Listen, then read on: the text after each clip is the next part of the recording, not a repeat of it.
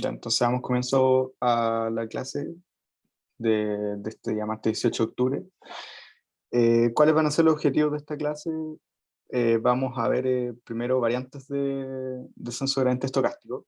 Me faltó el estocástico acá. Eh, Son tres variantes que ustedes van a usar en el laboratorio.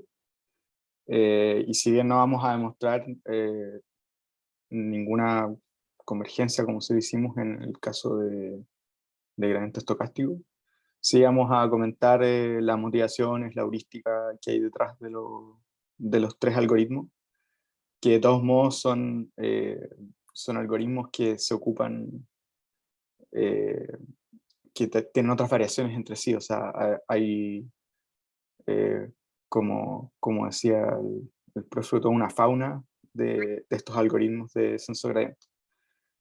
Después vamos a ver cosas de redes neuronales. Vamos a discutir la idea del perceptrón, su motivación biológica. Luego vamos a comentar también el algoritmo de backpropagation. No lo vamos a ver con toda la formalidad porque eso requeriría ciertas definiciones que escapan este curso, como que son cosas más de computación. Pero sí vamos a inspirar la idea y tratar de entender por qué ciertos frameworks de deep learning, como PyTorch, que ustedes lo van a ocupar en el laboratorio, eh, computan el gradiente de la manera que lo hacen. Y mi idea es que alcancemos a ver el teorema de aproximación universal, que justifica el uso de redes neuronales, y dudo mucho que alcancemos a ver las funciones de activación, pero sí, dependiendo de cómo estemos en el tiempo, vamos a comentar una cosa o dos acerca de eso.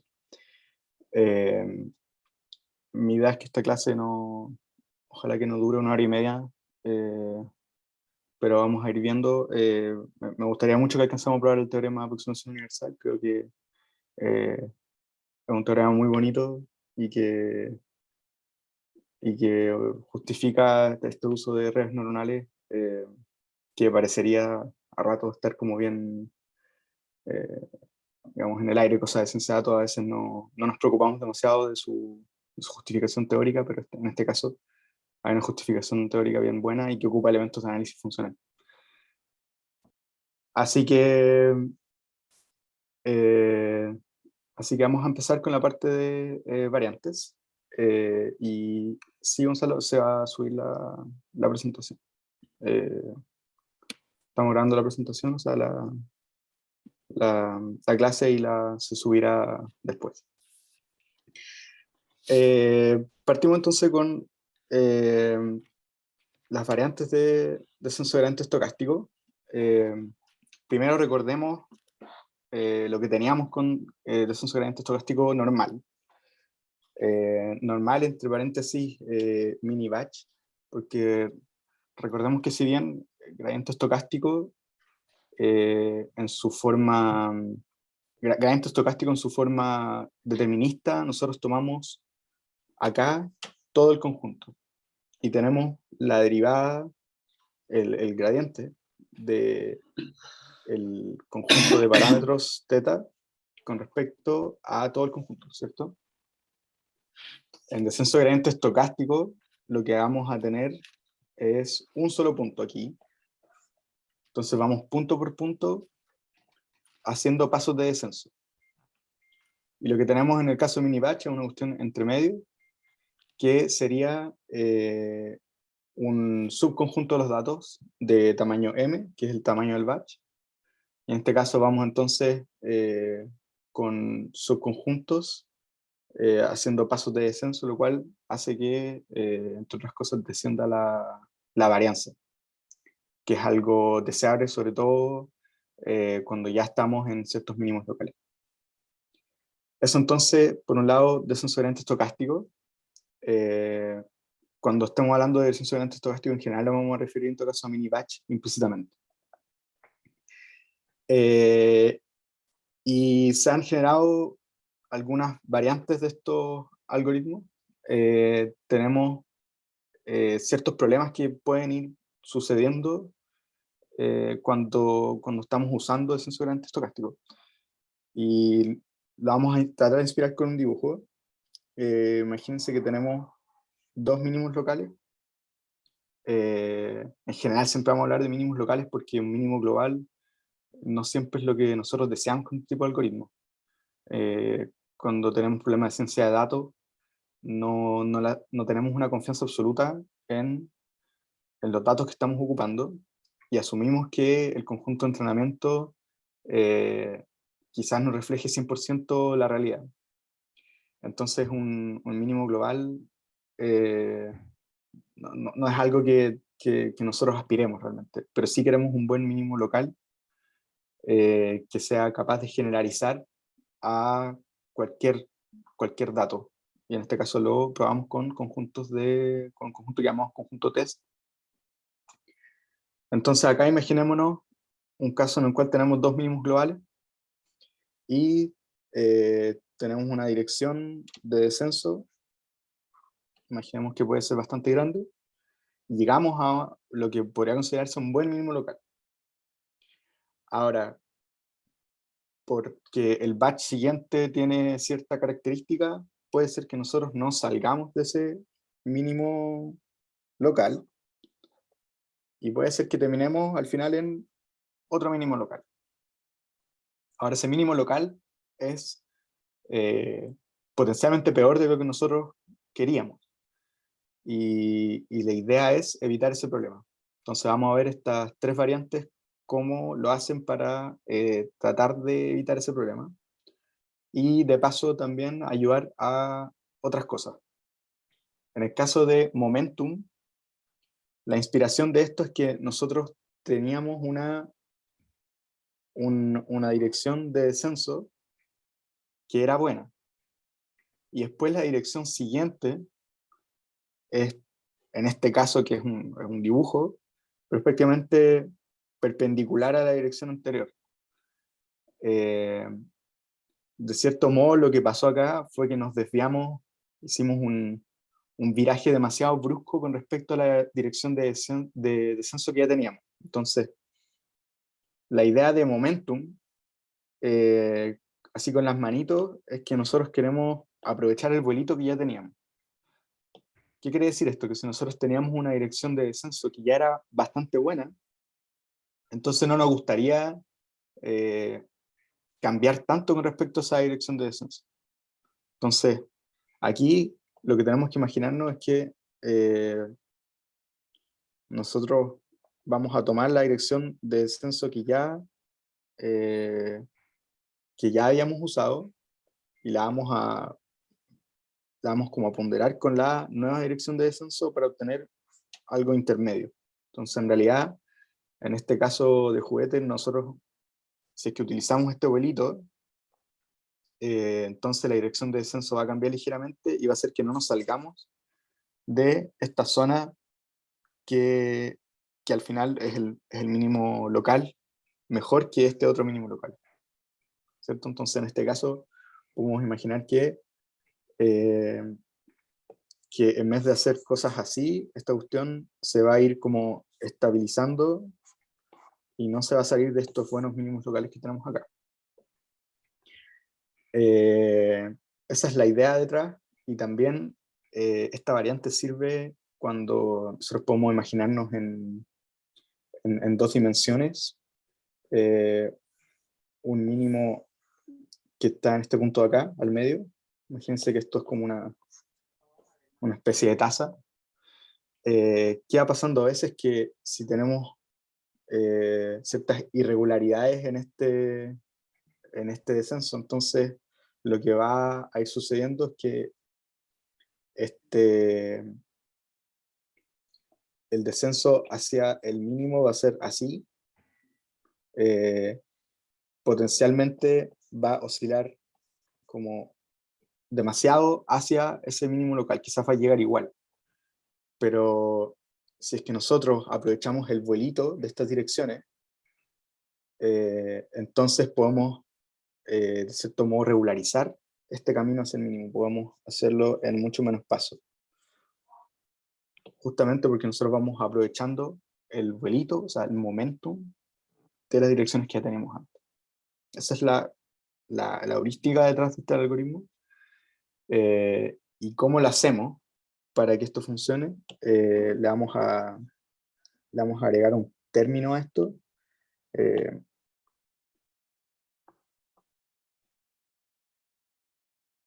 Esto en el apunte está de cierta forma, lo vamos a mantener consistente con eso, pero sí tener en cuenta que me parece que implementaciones como PyTorch lo ocupan de manera ligeramente distinta. Aquí vamos a tener entonces un término, igual vamos a tener una sucesión de gamma t, que vendría siendo nuestra tasa de aprendizaje, y aquí vamos a tener una ponderación beta. Por un lado tenemos el gradiente como lo estábamos calculando antes, y por un lado tenemos un nuevo término que lo vamos a llamar mt, con m por momentum. Y aquí, digamos, esto es la versión anterior. Aquí vamos a tener los pasos anteriores igual, y mt lo vamos a definir como lo que tenemos acá, que va a ser en función, justamente, nos vamos a crear una nueva sucesión. En realidad la definimos primero con un m0 igual a 0, y luego recursivamente lo vamos a ir definiendo como beta por mt más. Sí, en realidad, es consistente con el apunte, esto es mt más 1. Sí, en realidad,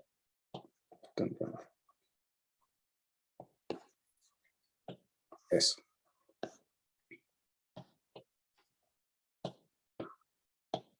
Solo que esto es mt más 1. Sí. O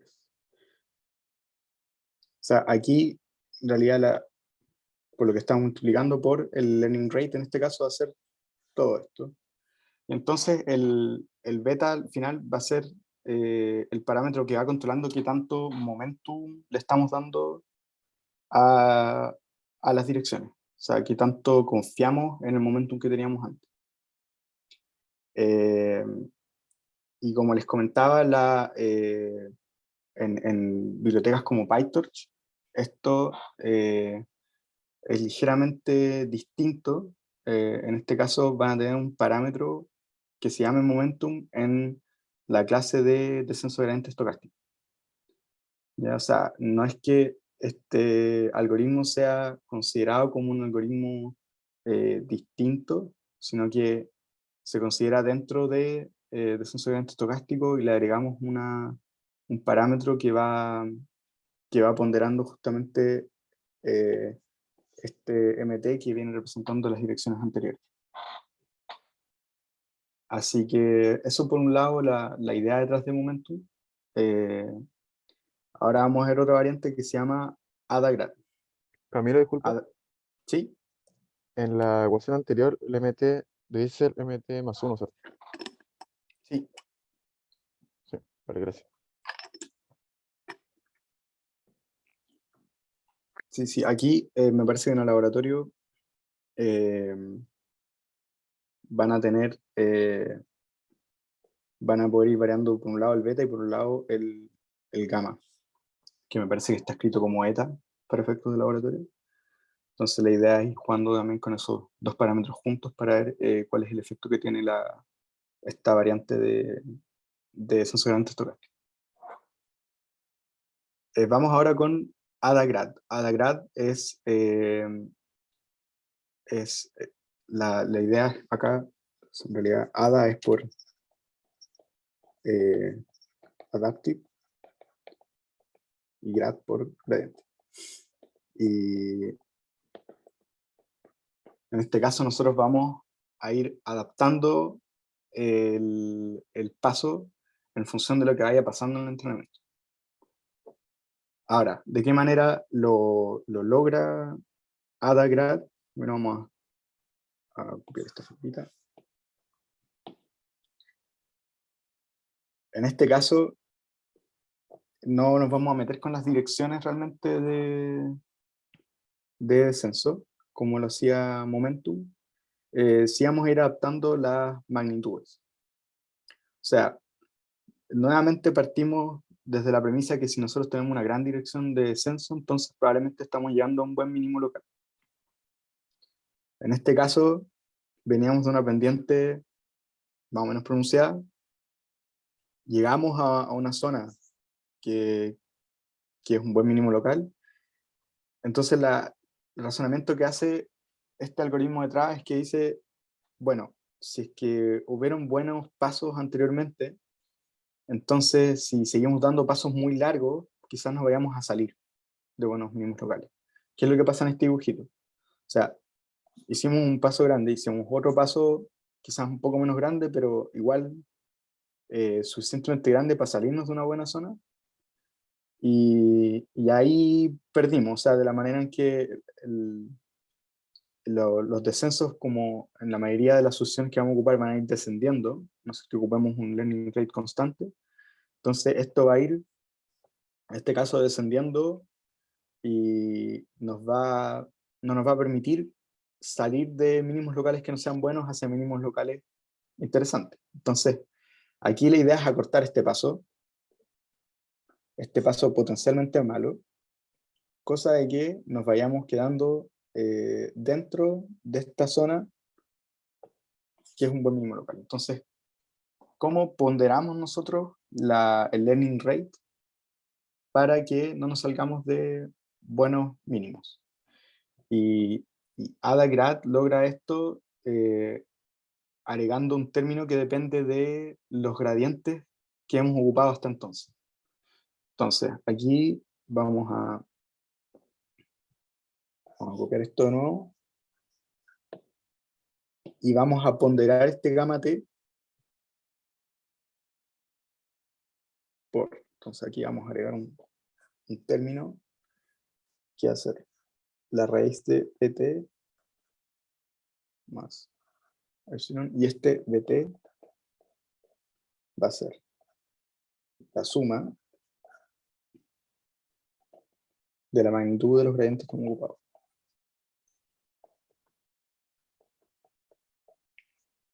Entonces aquí tenemos igual a 0.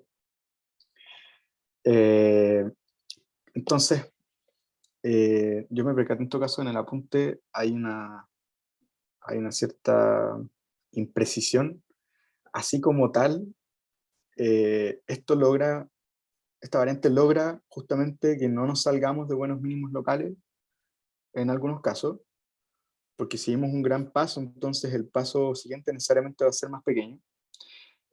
Sí menciona que cuando llegamos a una zona plana, imagínate que podemos tener un caso así, acá podemos tener una zona en la que nos podemos quedar pegados, y a veces queremos salir de esta zona hacia un mínimo mejor, ¿cierto? Y acá lo que sucede en realidad es que con esta forma nosotros estamos sumando los gradientes desde el principio. Entonces, si bien el paso, cuando hagamos pasos más pequeños, o sea, aquí podemos ir haciendo pasos cada vez más pequeños y nos quedamos pegados, el learning rate, que al final es todo este término, no va a aumentar como tal. Entonces, puede ser que no nos permita salir de mínimos locales. Es por eso que existe la variante que se llama ADA delta. La variable ADA delta es un poco más complicada, no la vamos a discutir con mucho detalle, pero la idea es que toma los gradientes hasta un cierto punto atrás en el tiempo. Entonces, cierto punto atrás en el tiempo. Esto significa que en vez de llegar hasta el principio y sumando los gradientes uno por uno, vamos a tomar una especie de ventana hacia atrás. Ahora en realidad Ada Delta hace esto de una manera un poco más inteligente. Eh, Como les dije, hay ciertos detalles que en realidad no nos vamos a molestar en hacer, pero esa es la idea detrás de Ada Delta, por eso Ada Grad y Ada Delta están bastante conectadas, y, y Ada Delta al final lo que hace también es que eh, previene que el learning rate se vaya a cero demasiado rápido. Que si nosotros comenzamos con muy buenas direcciones de descenso, este término va a explotar y esto se va a hacer cero casi al tiro. Y nos vamos a quedar probablemente en un mínimo no muy bueno. Y siento que hay una cierta similitud con lo que pasa en annealing, cuando descendemos muy rápidamente y nos quedamos pegados en un mínimo local. Esto es más o menos parecido. Eh, Como último comentario de esta parte, ustedes quizás se preguntarán por qué hay una raíz acá.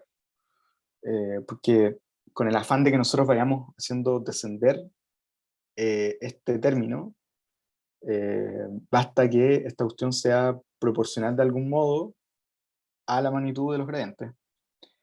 Y la respuesta es que simplemente funciona mejor. Y que al final va a ser varias cosas que vamos a ocupar en este contexto de redes neuronales y de ciencia de datos. Las cosas en realidad las justificamos porque funcionan mejor empíricamente. Y este es el caso si nosotros no ocupásemos la raíz.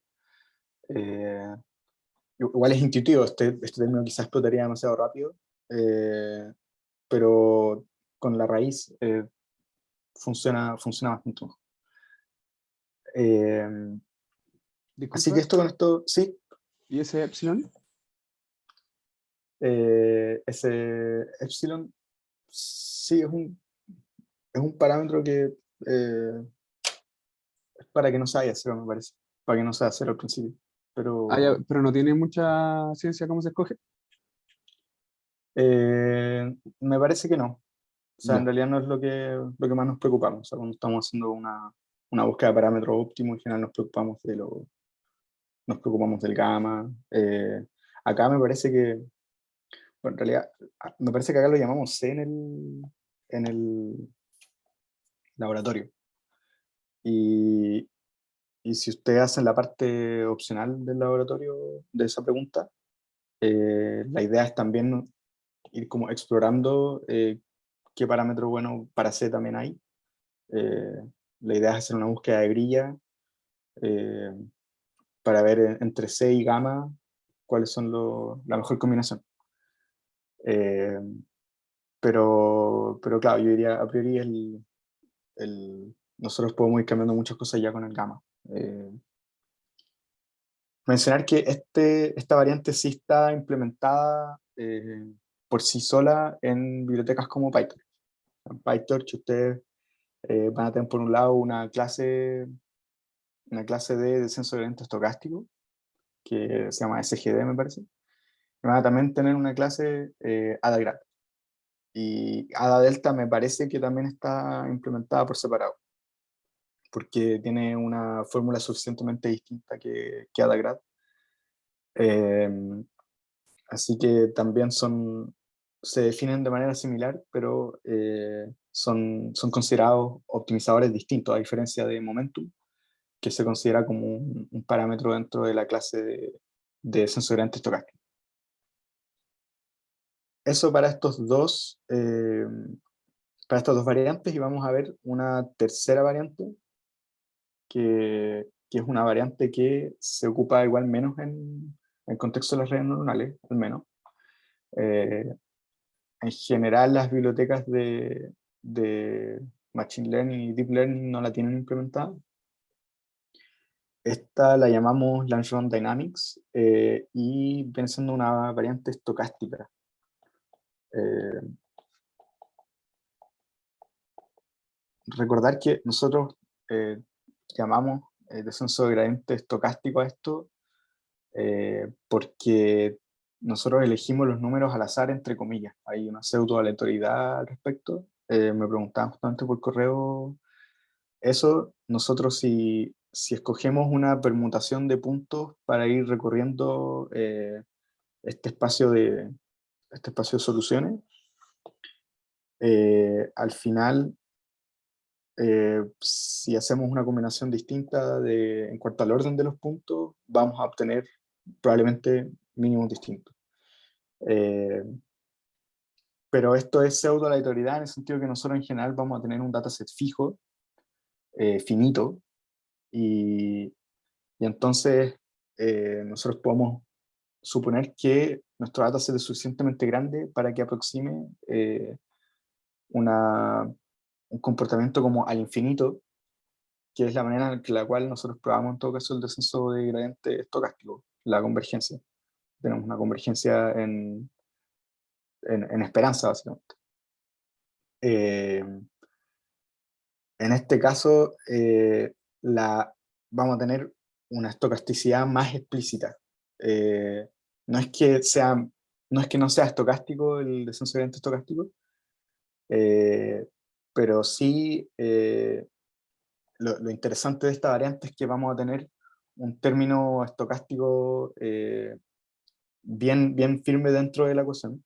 Básicamente le vamos a agregar un ruido que nos va a permitir salir de malos mínimos locales.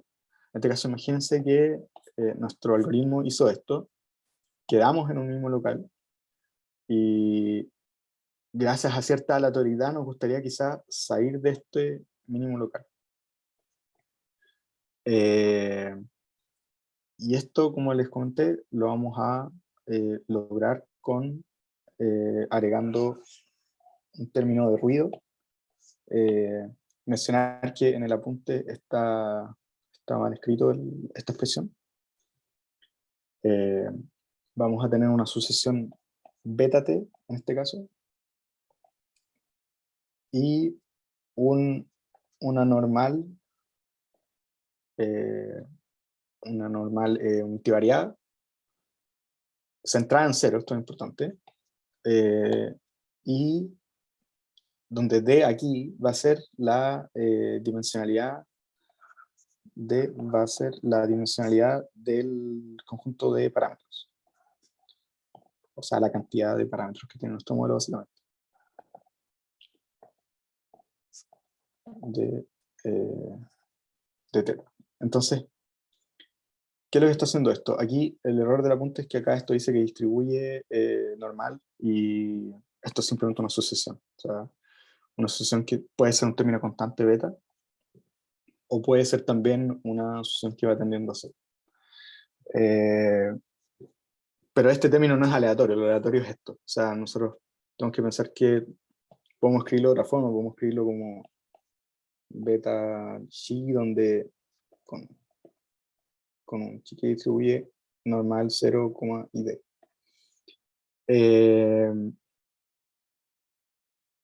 En general, igual acá vamos a ocupar un término que sea suficientemente pequeño como para que no tengamos problemas, porque a ver, aquí esta variante lo que hace es que si es que nosotros tenemos, por ejemplo, acá tenemos el error, y acá tenemos las iteraciones. Si es que tenemos una cosa que se enfría muy rápido, acá lo que pasó probablemente es que nos quedamos pegados en un mínimo local. Entonces nos gustaría salir de ese mínimo local, y para eso ocupamos esta aleatoriedad del término del ruido para poder salir. Y esto lo que haría sería que le agregaría ciertas oscilaciones que nos permitan quizás salir y encontrar un mínimo mejor, ¿cierto? Algo así. Esto no siempre es deseable si es que nosotros ya tenemos oscilaciones de por sí. Entonces ahí hay que tener criterio para ocupar este algoritmo. Y otro problema que podemos tener es que si la dimensionalidad del espacio de parámetros es muy grande, entonces vamos a tener que samplear de una normal bastante grande. Entonces quizás esto sea costoso también. Estamos agregando un término suficientemente costoso al a esto. Entonces, yo diría a priori que quizás este tipo de algoritmo sirva para problemas de optimización donde θ no es muy grande, que igual existen, pueden haber varios ejemplos de cursos de optimización que son de ese modo. Si en el caso de las redes neuronales, pensemos que podemos tener del orden de 1000 parámetros, o incluso mucho más, en algunos casos tenemos millones, entonces ocupar una normal de dimensionalidad 1.000.000 puede ser no muy conveniente, o derechamente imposible. Entonces hay un par de consideraciones que hay que tener con este algoritmo. Justamente la idea es que este algoritmo se pruebe en el laboratorio y que ustedes juzguen si es que es conveniente o no usarlo por las razones que acabamos de decir. Para finalizar esta parte, bueno, decir que este término lo llamamos fluido exógeno. Es como el término. ¿Por qué exógeno? Exógeno quiere decir que viene desde afuera del modelo, y es porque justamente acá, en las otras variantes, nosotros ocupamos información de lo que estaba sucediendo en la minimización. Acá nosotros no nos metemos con esto, simplemente le agregamos ruido de afuera que nos puede permitir salir de malos mínimos locales. Así que, ¿alguna duda con estas tres variantes que acabamos de mencionar?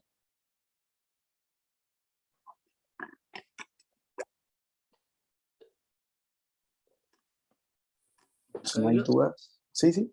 sí, es que es como una duda como de cómo se sabe que funciona esto, porque como que las tres variantes dijiste que como la base era de agarrarnos de una dirección como buena de descenso.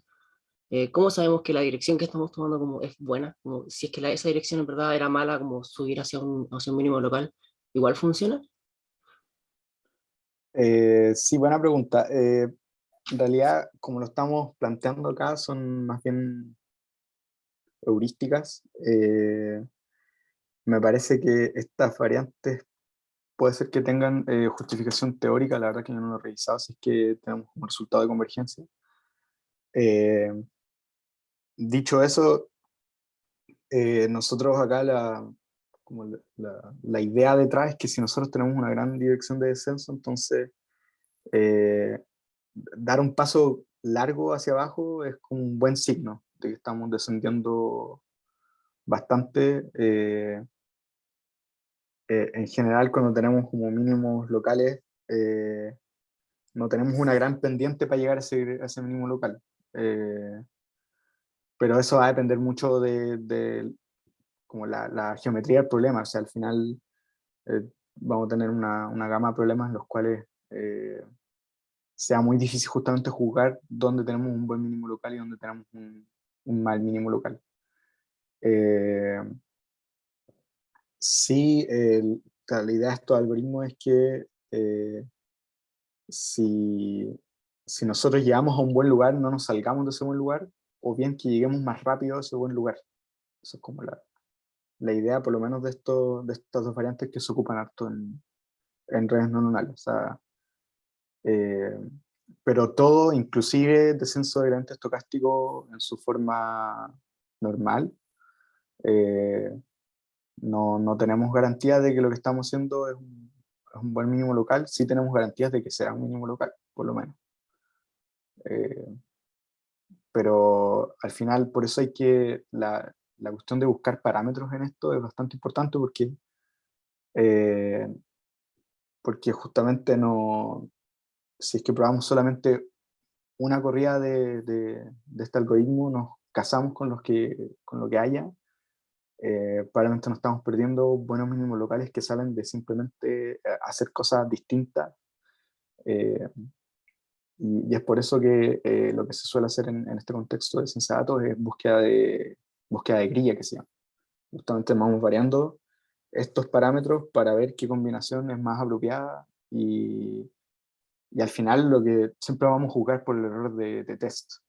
O sea, independiente de lo que haya pasado acá, puede ser que acá nos dé un error de test mucho mejor que acá. De hecho, eso es algo bastante esperable que ustedes tengan un error de entrenamiento de un algoritmo que sea más o menos bajo, porque el error en el test sea más alto, simplemente porque aprendió a minimizar solamente en ese conjunto y al final ese conjunto no reflejaba fielmente los datos en su generalidad. Entonces, si bien no tenemos como nociones de qué es una dirección de descenso como súper fiable, sí, tampoco es lo que buscamos absolutamente. Sí, en todo caso, estas variantes, si se ocupan, sobre todo ADA-grad y ADA-delta, es porque han dado mejores resultados en la vida real, por así decirlo.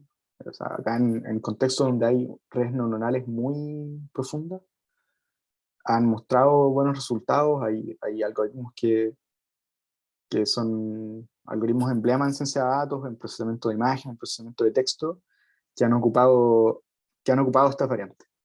Y ya ha mostrado ser efectivo para esto.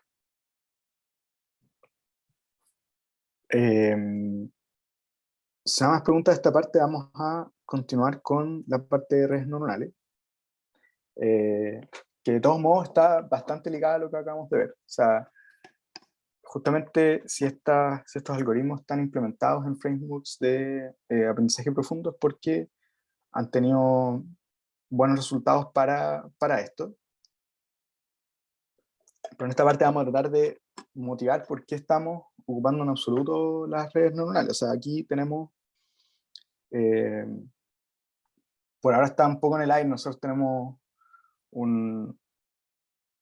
podemos pensar en estimadores, podemos pensar en problemas de optimización generales que ocupan descenso de gradiente estocástico.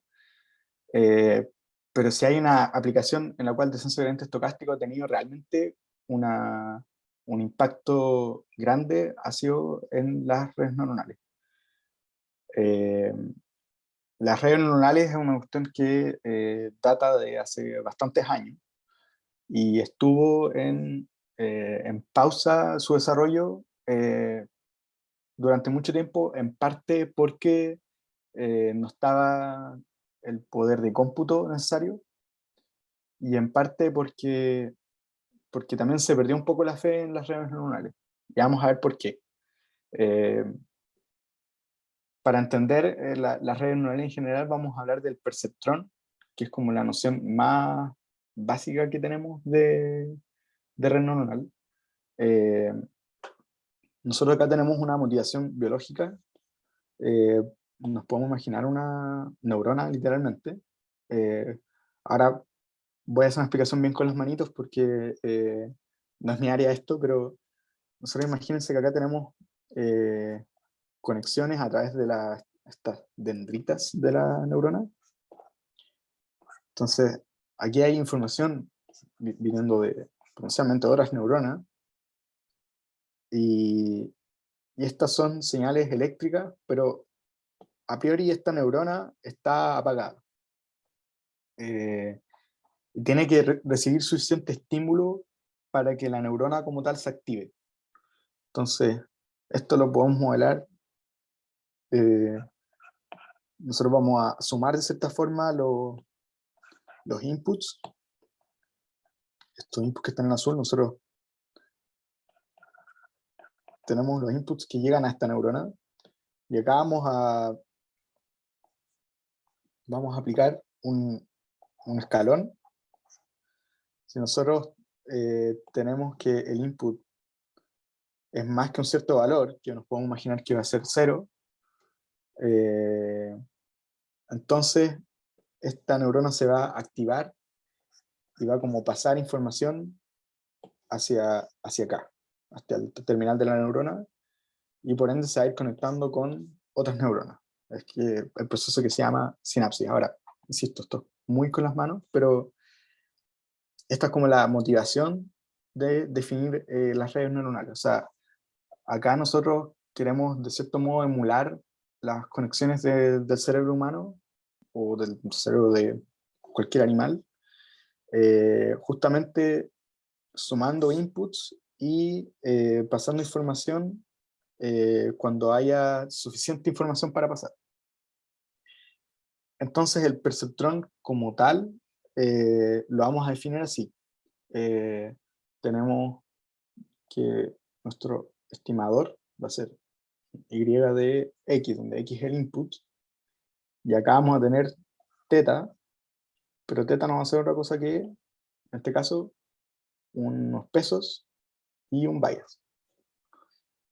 Y esto va a ser un sigma de la multiplicación de los pesos por el input más el bias. Esto es como la fórmula estándar de un perceptrón. Sí, acá en su versión como más básica vamos a asumir que esta función sigma va a ser justamente un escalón.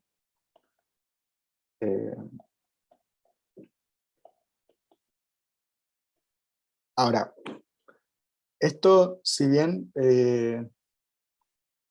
es una cuestión que emula bien la biología, vamos a ir encontrando limitaciones prácticas. O sea, por ejemplo, una de las limitaciones que tiene esto del perceptrón es que no nos va a servir si los datos no son linealmente separables. O sea, si nosotros tenemos un caso así bien bonito en el cual tenemos certeza de que vamos a poder separar los datos entre una región y otra, bacán, pero si no, no nos va a servir. O sea, si nosotros tuviésemos datos mezclados, por ejemplo, regiones así, esto no nos va a servir. Y un ejemplo como bien básico de esto, que se llama un problema en el cual no podemos separarlo linealmente, es el del exclusivo, que se escribe así.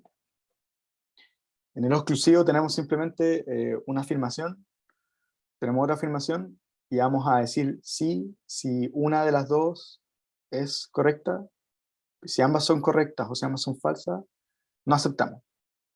Es el exclusivo de interálgebra. Un perceptrón no puede modelar bien esto, porque no es linealmente separable.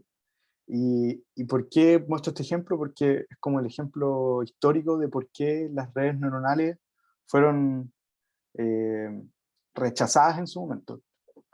¿Qué quiere decir esto? O sea, nosotros tenemos una... la gente que inventó esto en su abstracción, cuando todavía no teníamos computadores para probarlo, dijo, pucha, aquí vamos a emular el cerebro humano, pero si no éramos capaces de computar funciones tan simples, binarias como esta, entonces esta cuestión no servía de nada. Y pasó que por unos buenos años no hubo mucho avance en esto de las redes neuronales. ¿Cómo se mejoró esto? Por un lado, se cambió la función de activación que nosotros llamamos. Fuimos relajando esta cuestión de acá porque, si bien es bonito que la biología sea la fuente de inspiración de nuestro algoritmo, necesitamos que funcionen. Eso es como el objetivo principal, es que nosotros podamos hacer algo útil con esto de las redes neuronales. Entonces, se cambió, se fueron usando distintas funciones de activación. Vamos a ver bien cuáles. Y por otro lado, vamos a ocupar cosas un poco más complicadas que esto. Nosotros vamos a llegar, para efectos de esta clase, bueno, tengo esto dibujado. Para efectos de esta clase vamos a llegar al perceptrón de varias capas, que en inglés se llama multilayer perceptron, que es la versión más simple de una red neuronal donde tenemos como todo conectado con todo, y tenemos una capa intermedia, por así decirlo. Aquí esto es lo que sale en el apunte como tal, que tenemos un estimador donde vamos a sumar varios perceptrones, lo vamos a ponderar por un término que acá lo vamos a llamar AJ, y acá entonces tenemos una activación. que puede ser un escalón, pero nos dimos cuenta que es mejor ocupar otras funciones de activación. Y nuevamente tenemos pesos y un bias. Esto no es otra cosa que una regresión logística. Si es que nosotros ocupamos acá una activación logística, que es lo que hacemos en el laboratorio al final. Sobre todo en el prelaboratorio tenemos como vimos la noción explícita de lo que estábamos haciendo. Partimos por un problema de clasificación binaria. Comprobamos con un poco de desarrollo que justamente podemos expresar las probabilidades de pertenencia o no a una clase en función de esto que tenemos acá. Y al final, en problemas también donde tenemos más de una clase, vamos a tener algo parecido. Sin embargo, cabe señalar que esto en la práctica, cuando nosotros tenemos un problema de ciencia de datos un poco más complejo, en general se ocupan más capas hacia acá, y también, bueno, dependiendo del programa solemos ocupar redes que son bastante largas. En este caso acá estamos pensando en un ancho, esto lo llamamos ancho, un ancho arbitrario, pero en general vamos a escoger algo que sea suficientemente ancho, pero también con cierta profundidad, y también vamos a tener distintas combinaciones para las capas. O sea, esto dentro de todo, conectar todo con todo parece ser conveniente para poder aproximar cualquier cosa que queramos. Sin embargo, a veces es mejor tener quizás menos complejidad y sí tener una distribución más inteligente de conexión de puntos. En esos detalles nosotros no vamos a entrar, pero si les interesan este tipo de cosas, el curso de Deep Learning me parece que es una buena opción para justamente explorar distintas arquitecturas. En particular en el laboratorio hay una pregunta opcional que explora, o que los invita a explorar más bien, eh, redes que son aptas, especialmente buenas para procesar imágenes, que es la pregunta, en la pregunta 1. Justamente nosotros estamos procesando imágenes, que son imágenes bien simples, pero imágenes al fin y al cabo, y si nosotros ocupamos una variante que se llama las CNN, que son las redes convolucionales, vamos a obtener mejores resultados. Y acá no tenemos la misma conexión que tenemos en el caso de un multilayer perceptron, pero para que lo tengan en mente que en realidad las redes neuronales son una familia bastante amplia de métodos, y que acá nos vamos a centrar en este, y vamos a ver cosas teóricas de este, eh, pero en la práctica lo que más se ocupa son otras versiones. Antes de ver por qué es apropiado ocupar este tipo de cosas, que al final es el teorema de aproximación universal, que es lo que me gustaría que probásemos al final de la clase, vamos a hablar de backpropagation, que es un algoritmo que nosotros usamos para poder ocupar descenso de gradiente estocástico para actualizar los parámetros. Entonces aquí nosotros pensamos que vamos a esto acá, tenemos teta, acá llamamos teta como a cada uno de los perceptrones que tenemos, pero como el teta grande van a ser todos estos distintos parámetros que tenemos acá. Tenemos los pesos, tenemos las ponderaciones del resultado de los perceptrones, y también tenemos un bias, que en realidad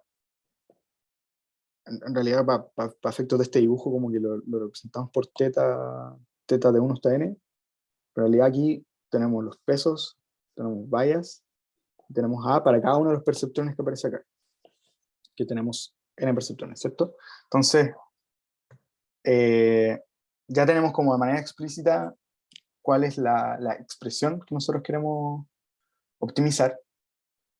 Sin embargo, la pregunta es, ¿cómo lo hacemos? O sea, en ciertos problemas de optimización, nosotros teníamos una función explícita, diferenciable, y bastaba con computar el gradiente, que lo podemos hacer con una expresión cerrada, si es que existe, o a veces preferimos versiones numéricas.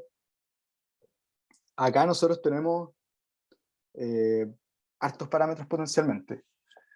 Y si queremos computar la derivada parcial para cada uno de esos parámetros, entonces se vuelve complicado si es que nosotros no lo hacemos de manera óptima. O sea, es bonito todo esto de las redes neuronales, pero si nosotros no tenemos una manera apropiada de actualizar los parámetros, entonces esto se nos va a ir en collera, se nos va a complicar. Y para eso nosotros ocupamos backpropagation. Backpropagation básicamente es ocupar la regla de la cadena varias veces.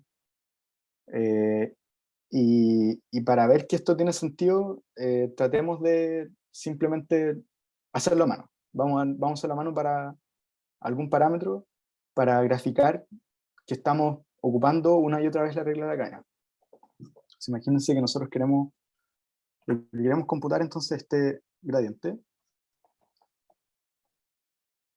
Y acá vamos a tener un XY, donde este XY va a ser o bien un batch, o bien un punto de datos, en el caso de descenso gradiente estocástico clásico. Y aquí, en realidad, este f va a ser la función que estamos tratando de minimizar. En el caso de que nosotros ocupemos un error cuadrático, que hace nuestro ejemplo, nosotros básicamente vamos a tener esto, ¿cierto?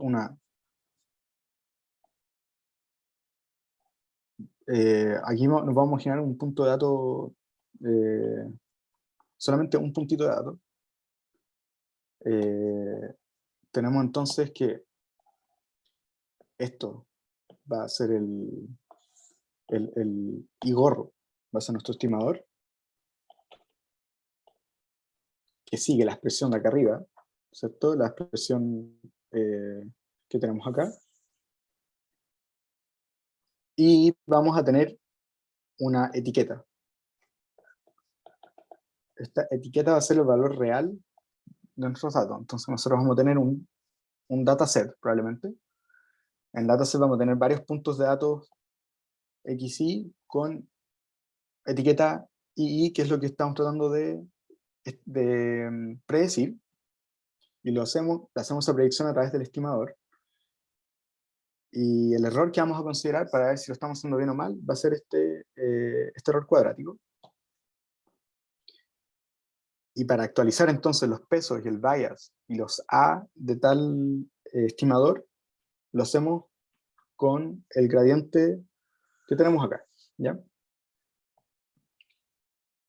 Y si nosotros ampliamos esto, nos va a ir quedando la expresión que tenemos acá. Tenemos la etiqueta y tenemos la suma de cada uno de los perceptrones, ponderados por una. Y tenemos todo esto al cuadrado, ¿cierto? Y lo que nos gustaría saber para poder computar entonces este gradiente son al final las derivadas parciales que tenemos para un cierto z, donde este f nuevamente es todo esto que tenemos acá. Entonces, si bien todo esto es suficientemente bonito, hay harta pega que hacer, ¿cierto? Porque tenemos hartos parámetros y tenemos ya una expresión suficientemente larga para una red tan simple. O sea, recordemos que esta es la red más simple, totalmente conectada que nos podemos imaginar. Pero tratamos de hacerlo con parámetros. En este caso vamos a tratar de cachar cuál es la derivada parcial con respecto a uno de los AJ. Entonces vamos a tomar un AK, donde K está justamente entre 1 y M, donde M es perdón, n grande, debería ser acá, donde n grande es el número de perceptrones que nosotros estamos ocupando en nuestra red. Y vamos a tomar entonces esto de acá, que es una de las tantas cosas que tenemos que computar, ¿cierto? Entonces aquí, en realidad, no lo voy a hacer con mucho detalle, pero es para que se entienda, tenemos nuevamente la derivada de esto, ¿cierto?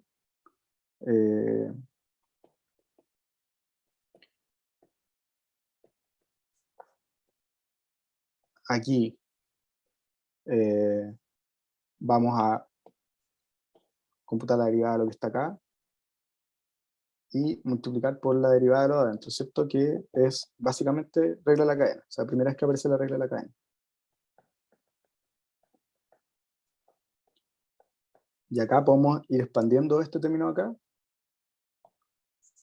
La realidad lo que vamos a tener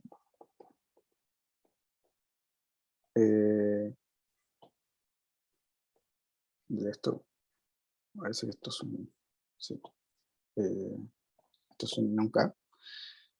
Vamos a tener la derivada de este corchito.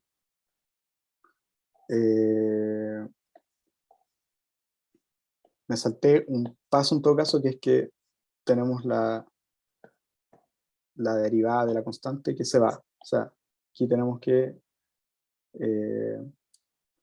la derivada de la etiqueta, como la etiqueta esta es constante, entonces hay que hacer.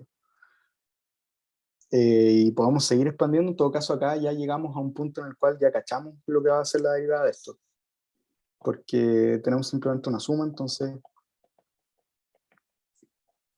realidad que aquí me parece que la derivada simplemente va a ser el resultado de esto de acá, que lo dejamos expresado así. Ahora, bueno, no fue tan terrible hasta ahí, pero si nosotros intentamos seguir haciendo esto desde cero, si nosotros vamos a cachar cuál es la derivada con respecto a no sé, el bias, por ejemplo, BJ, BK. Vamos a ir haciendo lo mismo una y otra vez. O sea, vamos a tener la derivada de esto con respecto a BK. Nuevamente va a salir este término. Luego vamos a tener esto, pero con respecto a BK. Va a salir el AJ para afuera. Al final vamos a ir aplicando la regla de la cadena una y otra vez. Vamos a tener la derivada del sigma, que igual es diferenciable. Pero lo que tenemos que cachar acá es que van a aparecer términos que ya computamos. O sea, en estos casos, esto va a salir siempre para afuera.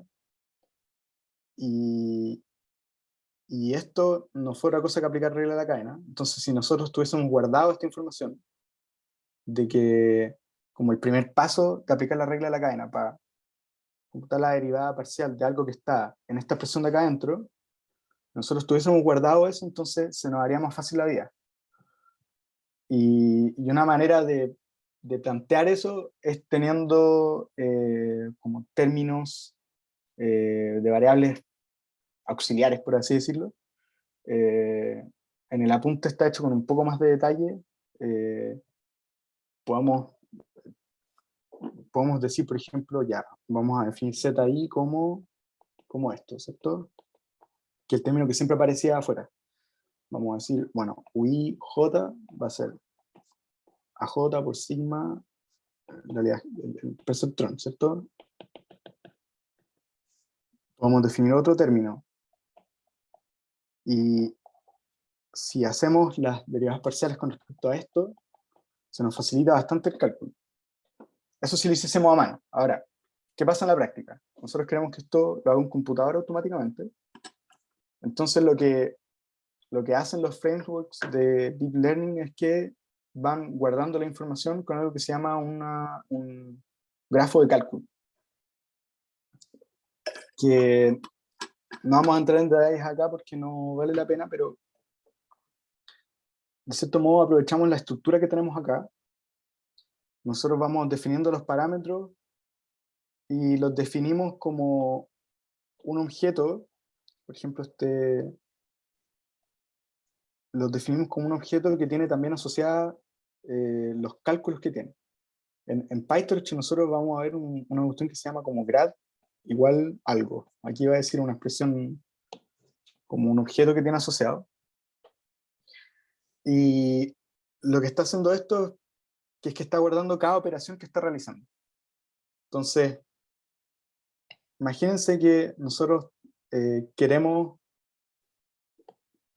cachar el error para un punto de datos. Entonces, nosotros le pasamos el X y acá. Decimos, toma, ya. Estímame cuál es esta etiqueta. Entonces, esta cuestión va a ir pasando la información por cada una de las neuronas. Después va a sumar lo que tenemos al final, los va a pasar por la no linealidad. Y en vez de simplemente cachar este error, y después calcular la derivada como lo hicimos a mano, lo que va a hacer PyTorch y otros frameworks de Machine Learning como TensorFlow es que van a ir guardando la información. Va a decir, bueno, acuérdate que acá multiplicaste por W. Acuérdate que acá le pasaste una no linealidad. Aquí. Acuérdate que acá multiplicaste por A. Y así sucesivamente. Y si se dan cuenta, cuando nosotros descomponemos las operaciones de ese modo, vamos a tener operaciones que son relativamente simples. Acá cada uno de los pasos por sí solo, computar la derivada de eso es trivial o muy fácil. Entonces, si nosotros guardamos esa información, la guardamos en cada uno de estos puntos a través de esto del gradiente, después computar las derivadas parciales para cada uno de los puntos, aunque estén muy acá por atrás, va a ser súper fácil porque nosotros podemos ocupar la regla de la cadena. Nosotros sabemos cuál fue esta operación, entonces sabemos cuál es la derivada hacia atrás. Obviamente las operaciones tienen que ser todas diferenciales, que es en general el caso. Y como ya sabemos cuál es la derivada parcial con respecto a esto, podemos ir propagando hacia atrás. Entonces, backpropagation se llama así porque al final nosotros pasamos información hacia adelante, porque simplemente evaluamos un punto de datos con nuestro modelo, pues después la información del gradiente la propagamos hacia atrás. Por eso se llama backpropagation. Y ese propagar hacia atrás no es otra cosa que aplicar la regla de la cadena una y otra vez con operaciones que son bastante simples. Eso es backpropagation en su esencia. Por eso nosotros en el prelaboratorio teníamos comandos que eran como súper mágicos, teníamos cosas que parecían como súper sacadas de la manga, como decir parámetro.grad, y eso justamente porque ese gradiente está guardado. Nosotros cuando calculamos el error, nosotros le dijimos ya, bueno, este es el error, bacán. Pero con un parámetro nosotros podemos decirle a PyTorch, oye, ¿sabes qué? Nosotros vamos a ocupar ese error para entrenar, entonces acuérdate de las operaciones que usaste, porque después nosotros vamos a querer calcular el gradiente. Y cuando le hacemos .grad, ese gradiente ya está calculado básicamente y es cosa de sumar o restar en este caso para actualizar los parámetros. Eso es la manera en la cual nosotros ocupamos este gradiente que a priori puede ser una cuestión súper fea, pero en el caso de las redes neuronales, este algoritmo, junto con la mejora en el poder de cálculo, junto con cambiar la función de activación a algo menos purista con la biología, hicieron que esta cuestión realmente estallara en términos de aplicaciones y en términos de cosas para las cuales es útil. ¿Tienen alguna duda con respecto a esto de propagation? No quise hacerlo tan formal porque siento que hubiese tomado mucho tiempo y siento que esta es como la manera quizás más con la manito de explicarlo para efectos de que ustedes puedan ocuparlo para el laboratorio. Si no tienen más dudas de esto, vamos a pasar en el ratito que nos queda a ver brevemente el teorema de aproximación universal. El teorema de aproximación universal era un anhelo mío como poder pasarlo en este curso, ya sea que el profe o que yo lo planteáramos, porque siento que es un teorema bonito, un teorema eh, para el cual tenemos todas las herramientas para probarlo. Yo no desconozco para esta iteración del curso de Deep Learning, yo sé que en iteraciones de años anteriores el teorema se enunciaba pero no se probaba porque justamente en el DCC no tienen las herramientas teóricas para hacerlo. Nosotros sí las tenemos, al, al menos en análisis funcional, nosotros vemos teoremas que son necesarios para probar esto. Suena a una prueba de análisis.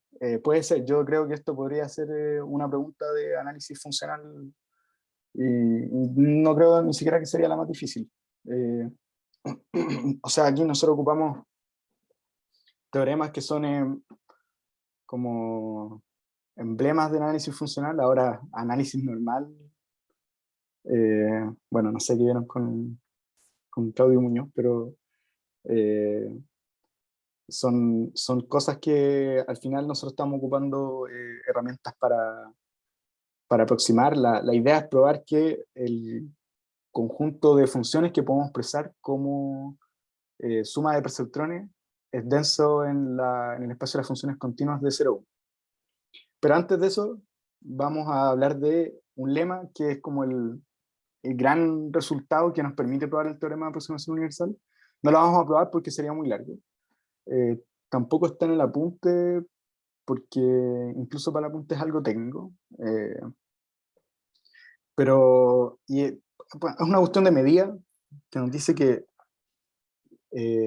estas funciones que nosotros vamos a llamar unas funciones discriminatorias, acá no lo anunciamos así, pero las funciones que cumplen esto se llaman funciones discriminatorias.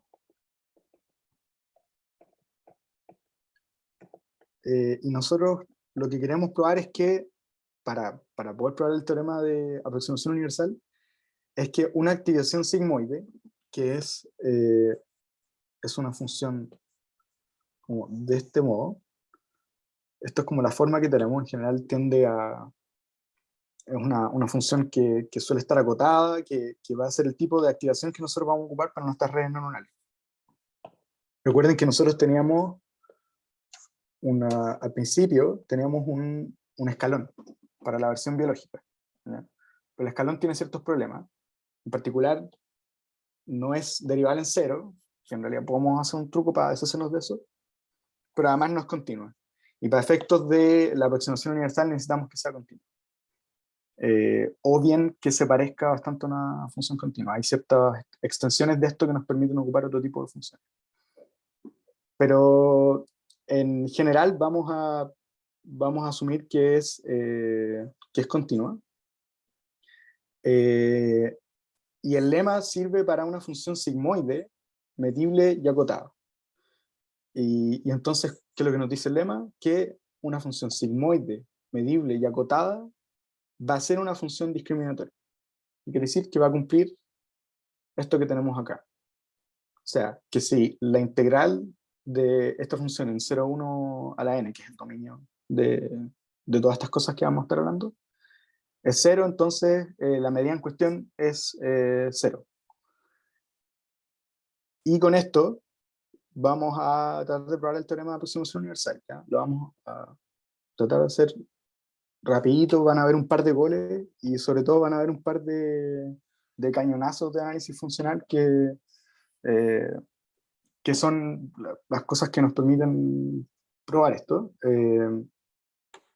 Vamos a partir con llamando S el conjunto de todas estas funciones G.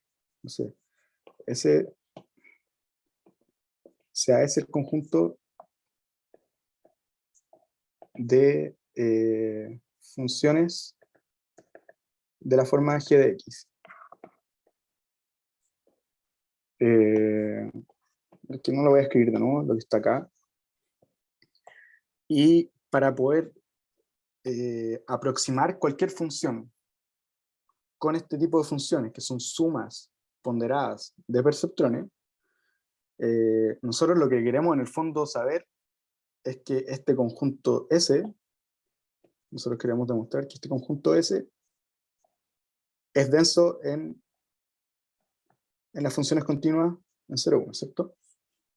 Que al final se traduce en esto, o sea, esto son dos maneras de decirlo. Esto es lo que nosotros queremos. Nosotros nos encantaría que con redes neuronales podamos aproximar tan bien como queramos cualquier función continua f de x en 0, 1. Entonces, ¿cómo lo hacemos esto? Primero, el primer goal, S es un subespacio lineal. No lo vamos a probar porque no vale la pena, tampoco tenemos mucho tiempo. Un subespacio lineal. Ya con esto podemos usar que, si es que S entonces es un conjunto estricto de las funciones continuas en 0, 1, entonces vamos a tener que S es un subespacio cerrado propio. Y con esto vamos a ocupar primero como cosa de funcional fuerte, Hahn-Banach. O sea, aquí lo estamos haciendo por contradicción, ¿no? Por contradicción. Aquí por Hahn-Banach vamos a tener un funcional LH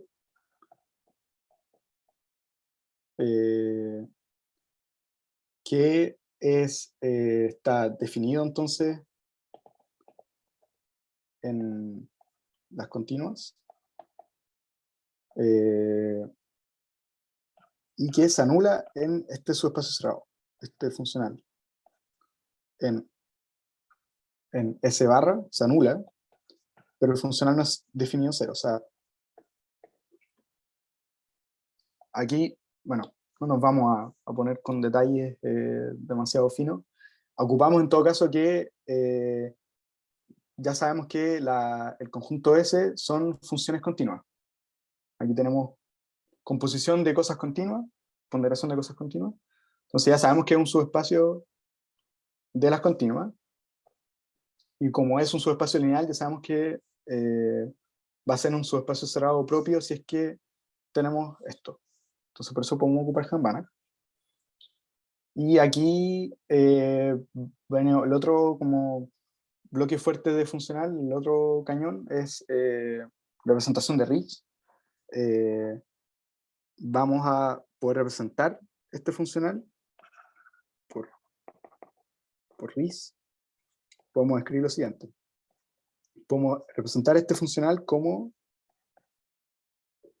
una integral en el espacio 0, 1 a la n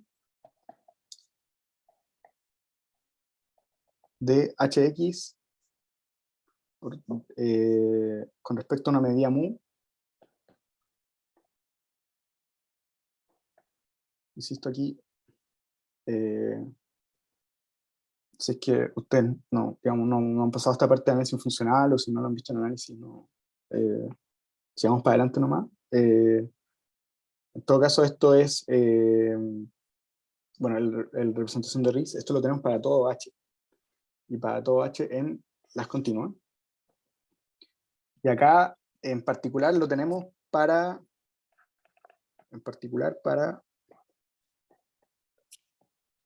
H igual a una función sigmoide. Entonces, en este caso tenemos para una función como esta, se tiene lo que teníamos acá. Vamos a tener que L de esto va a ser igual a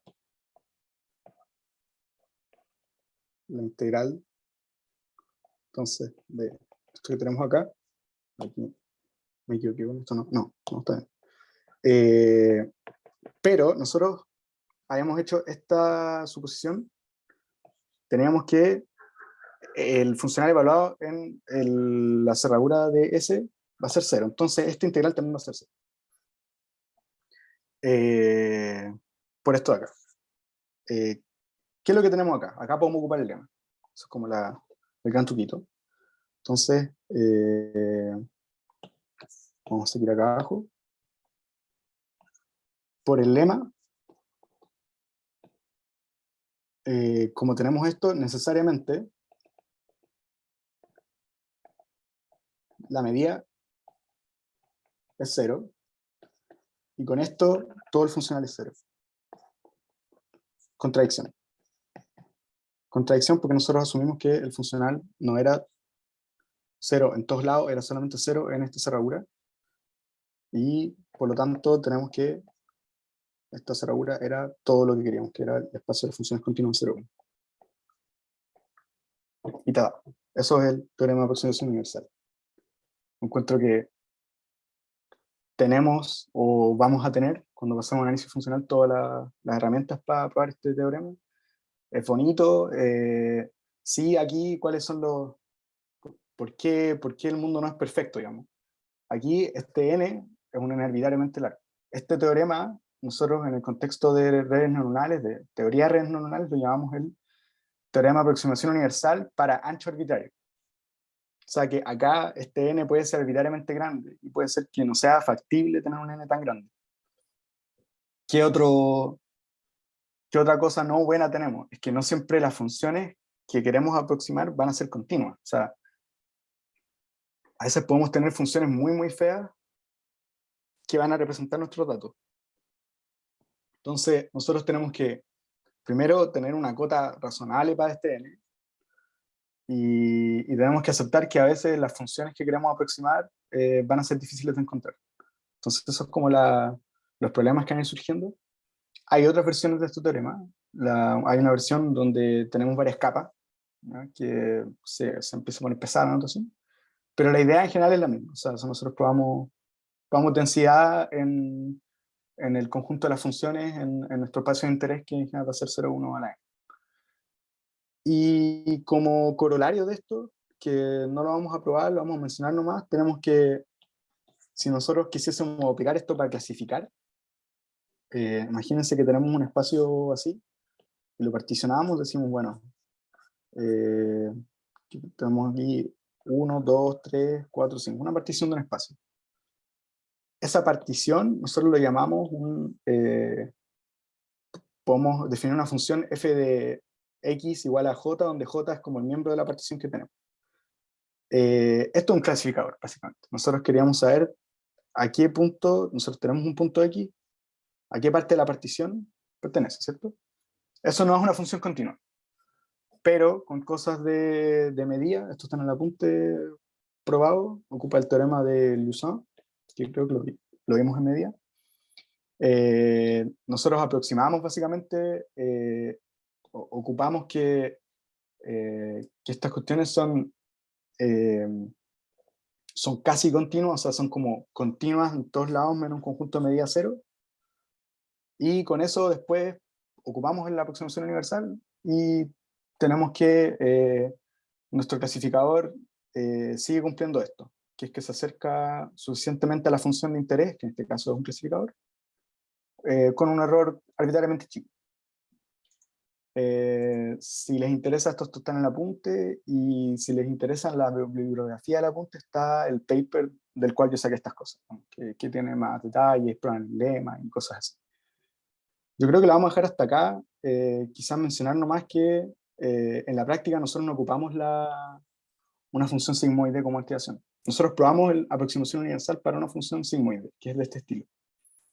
Para el escalón no podíamos porque no es continua, pero tampoco es práctico. Vimos que que si bien era como biológicamente bonito, esto no es muy práctico.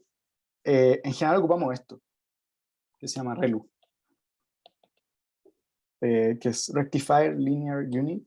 Entonces aquí tenemos 0 en todos lados, y acá la pendiente es igual a 1. La derivada de esto es trivial, o sea, es o 0 o 1. ¿Qué problema tenemos? Que acá no es continua.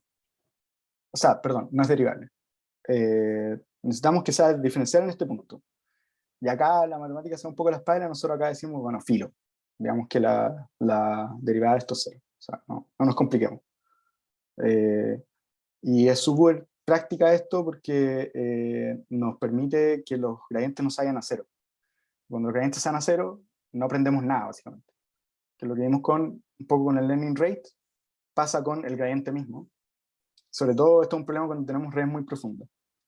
Pero en todo caso, si es que nos preocupa que ya no podamos ocupar la aproximación universal para este tipo de cosas, tenemos que pensar que si nosotros sumamos, hacemos como una aritmética con esto, a mí me parece que son, es como una recta, es como un medio de, estoy poniendo la punta esto, relu de t más 1, menos 1 menos relu de t menos 1 menos 1, me gustan así. Esto es una función sigmoide, es continua y está acotada. Entonces, tenemos que, la aproximación universal se tiene para esto. O sea, no lo tenemos para ReLU, pero sí la tenemos para una suma de ReLU, y por lo tanto, en el fondo, también podemos aproximar cualquier función del mismo modo que lo hicimos acá arriba con la aproximación universal. Así que, dudas, por ahora sería esto la clase. Al final, pucha, ocupamos casi todo el bloque, pero espero que le haya gustado. Yo encuentro que esto es súper bonito. Siento que en el DIN, teniendo todas las herramientas para hacerlo, es bonito poder probar estas cosas y saber que hay una justificación teórica detrás de ocupar redes neuronales. Eso, voy a dejar de grabar, pero me quedo para quienes tengan dudas.